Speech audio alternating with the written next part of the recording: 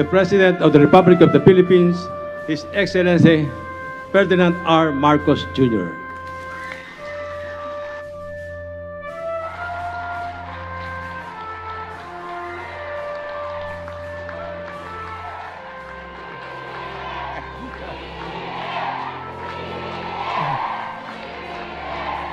Maraming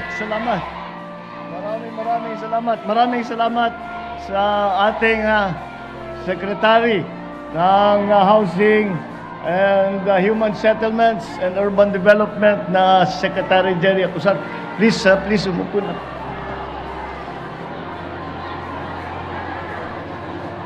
Babatiin ko lang kayo na welcome dito sa aming hindi ito pabahay, political rally na itong nangyari dito. Parang naalala ko kayong lahat sa kampanya. Kayo yung mga malalakas ang boses.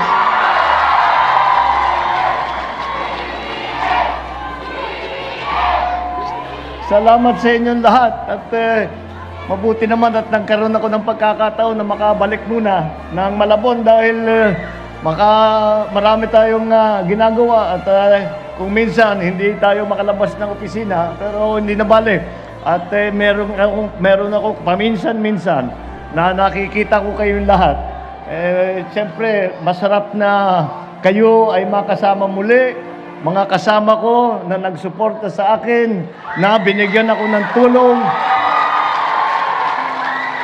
Kaya naman po, ay pinapaspas po namin lahat ito upang naman ay masuklian namin ang inyong pagmamahal at ang inyong suporta na ibinigay sa halalan na ngayon ay kami naman ang gagawa ng lahat upang yung aming pinag-usapan na pagkakaisa, yung ating pinag-usapan na tayo ibabangon muli ay magiging katotohanan kasama kayong lahat, kasama lahat ng ating mga kababayang Pilipino. Maraming salamat po. Babatiin ko rin ang ating mga butihing senador. Mabigat itong Malabon. Hindi lang presidente ang pumupunta. Lahat ng sekretary. Nandito pa yung mga senador. Senator Sherwin Gatchalian, yung inyong kapitbahay. Andyan din si Senator J.B. Ejercito, na ating kasama. At ang ating butihing Mayor Jeannie Sandoval ng lungsod ng Malabon, ang ating General Manager sa NHA, General Manager Joe Bentay, lahat ng mga benepisyaryo ng pabahay ng pamahalaan, ang ating mga kasamahan, my fellow workers in government, ating mga minamahal na kababayan, magandang tanghali po sa inyo lahat. Huwag po kayo mag-aalala na masyadong matagal yung speech ko. Magpapakain daw si Mayor Jeannie ng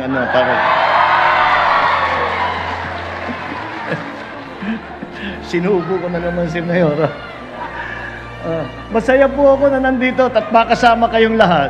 At tunghayaan ang pagsasakatuparan ng ating hangarin na makapagpatayo ng bahay para sa ating mga kababayan dito sa lungsod ng Malabon.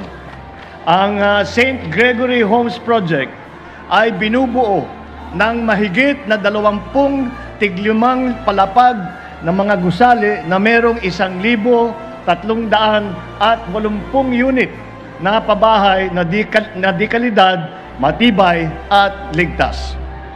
Naging matagumpay ang housing project na ito dahil sa pagtutulungan ng National Housing Authority, lokal na pamahalaan ng Malabon, iba pang ahensya ng gobyerno at siyempre ang ating kasama at partner ang pribadong sektor. Naway mas marami pa tayo mapapatayong bahay at matutulungan na kapwa nating Pilipino.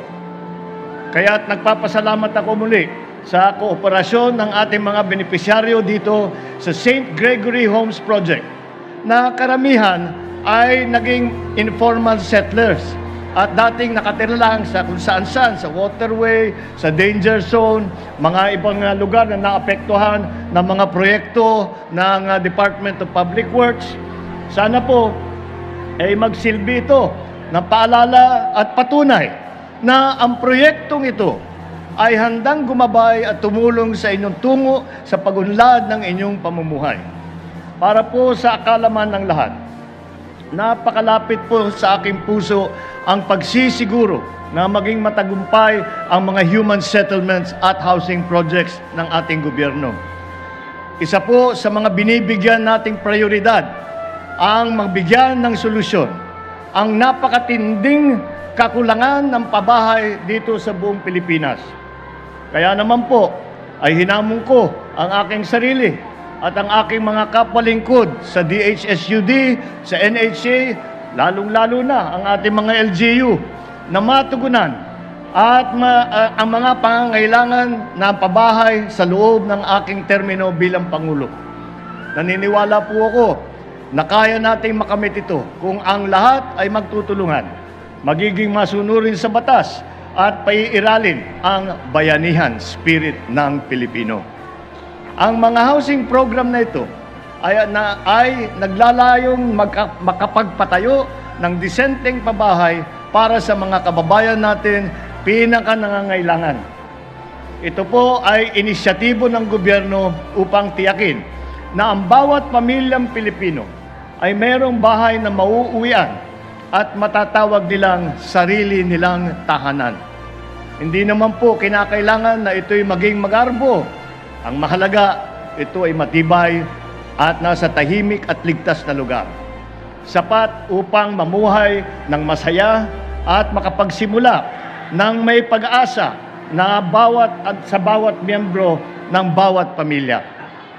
Hangad din ng pamahalaan na makatulong at maibsan ang mga problemang pinapasan ng ating mga kababayan sa araw-araw na hamon sa buhay. Ang lahat ng ito ay nagsisilbing inspirasyon namin upang mas patatagin ang aming dedikasyon tungo sa pagsasakatuparan ng aming pangakong mabigyan ng disente, abot kaya at di kalidad na pabahay para sa bawat pamilyang Pilipino. Aking inaatasan muli ang NHA, DSUD at ang iba pang mga kaugnay na ahensya ng pamahalaan na magpatuloy sa masusing pagbibigay lunas sa ating suliranin sa pabahay at tiyakin na walang sino man na maiiwanan at mapapabayaan sa ating sama-sama na pagsulong at sa ating sama-sama na pag-unlad. Hinihikayat ko rin po ang mga benepisyaryo natin dito na patuloy po ninyo suportahan ang mga programa at proyekto ng pamahalaan na naglalayong matulungan mapabuti ang antas ng pamumuhay ng bawat isang Pilipino. Binabati ko ang ating mga benepisyaryo ng proyektong ito sa pagkakaroon ninyo ng bago at sariling tahanan. Naway maging masaya, masagana at mapayapa ang inyong pamumuhay sa inyong bagong bahay at komunidad. Maraming salamat at mabuhay po kayong lahat. Magandang tanghali po sa inyong lahat. Mabuhay po ang lungsod ng Malabon. Maraming salamat po. Magandang tanghali po.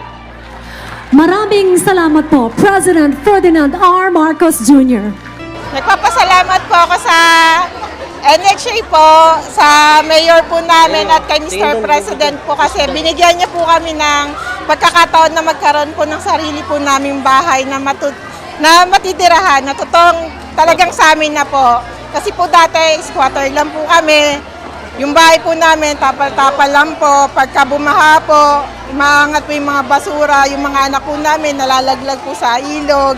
Yun po yung pinapangamba namin. Ngayon po, ligtas na po kami dito sa tinitirahan po namin. Maraming pong salamat. Iwas na rin po kami sa mga aksidente tulad ng mga sunog. Safety na po kami dyan sa pabahay. Kahoy lang po kasi yung dati namin bahay. Tapos dikit-dikit lang, madali sa sunog, di ba po? Kaya yung mga anak namin mahuhulog, masusugatan, mapapakuan. Ngayon po kahit anong takbo nila, safe na. Kasi hindi namin na-expect talaga na yung ganito magkakaroon kami nung matagal na namin pinapangarap na bahay talaga. Ano po kasi, nasa ano po kami, yung ilalim po kasi namin basura. Tapos ilog, tapos puro Bumaha po, grabe. kahoy lang, tapos mga ano, yung tapal-tapal yung dingding. Mr. President, maraming salamat po sa inyo sa ano, binigyan niyo po kami ng chance na magkaroon po ng maayos na ano tirahan.